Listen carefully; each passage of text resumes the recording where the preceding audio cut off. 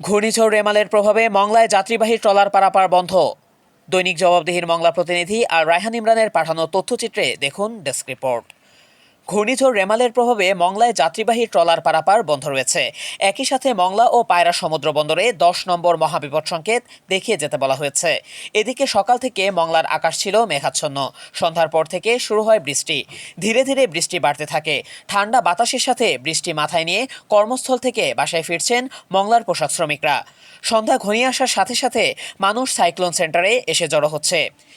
এদিকে উত্তর বঙ্গোপসাগরে অবস্থানরত সাইক্লোন রেমাল এখনও একই জায়গায় অবস্থান করে শক্তি বৃদ্ধি করছে।